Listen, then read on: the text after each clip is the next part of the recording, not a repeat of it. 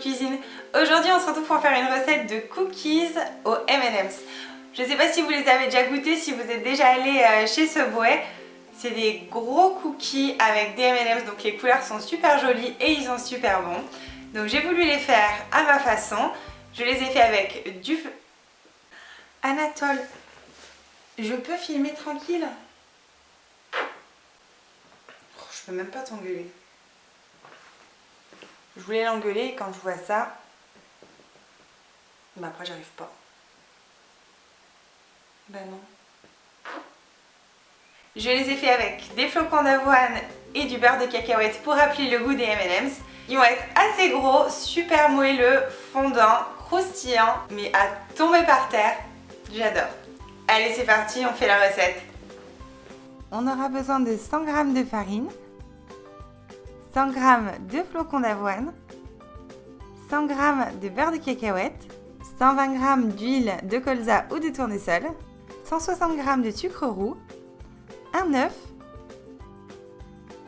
250 g de M&M's, 50 ml d'eau et une cuillère à thé de levure chimique.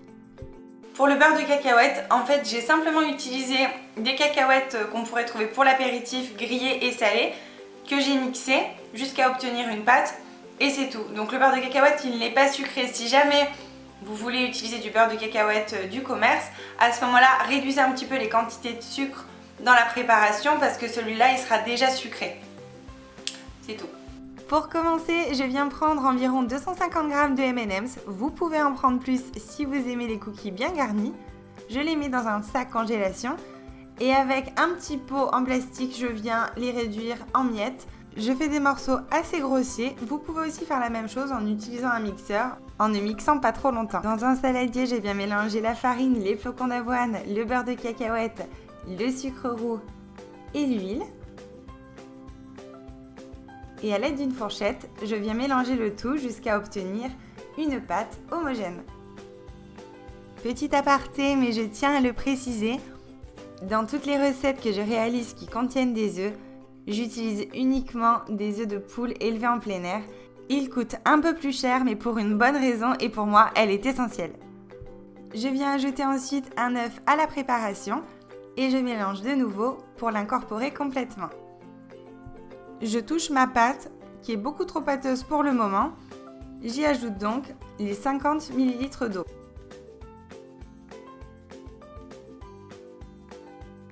Et je mélange une nouvelle fois. Petit à petit, les flocons d'avoine gonflent et j'obtiens un mélange plus pâteux. J'y ajoute ensuite une demi-cuillère à café ou une cuillère à thé de levure chimique. Elle va permettre aux cookies de souffler légèrement. Il ne faut pas en mettre trop pour que les cookies restent bien croustillants. Je mélange et j'y ajoute les M&M's. Une petite astuce, si vous n'en avez pas, vous pouvez utiliser séparément des cacahuètes et des pépites de chocolat. Évidemment, vous n'aurez pas les mêmes couleurs, mais au moins vous aurez le même goût.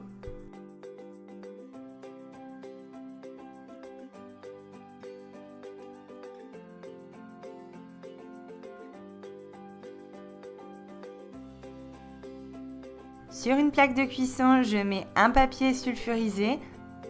Ici, j'utilise, comme très souvent, une feuille de cuisson lavable et réutilisable. C'est très pratique et surtout, ça ne colle jamais et ça ne se déchire pas quand on essaye de décoller les préparations dessus. En l'occurrence, pour les cookies, c'est vraiment l'idéal. Je m'aide de 2 grosses cuillères pour étaler mes petites boules de pâte.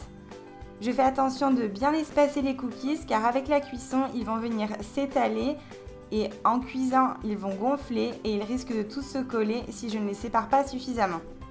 Avec la préparation, j'ai pu faire 2 plaques, soit environ 18 cookies. Évidemment, la quantité va dépendre de la grosseur de chacun de vos cookies. Je les mets au four à 180 degrés pendant une dizaine de minutes. Je surveille la cuisson et dès qu'ils sont dorés, c'est qu'ils sont prêts. Quand vous allez les retirer du four, ne soyez pas surpris, ils vont être encore tout mous. Pas de panique, ils ne seront pas ratés, c'est tout à fait normal. Il faut attendre qu'ils soient totalement refroidis pour qu'ils durcissent. Et voilà mes cookies après cuisson. Oh là là, rien que la couleur, je les trouve trop jolies. Allez, c'est parti, on goûte ces cookies. Miam.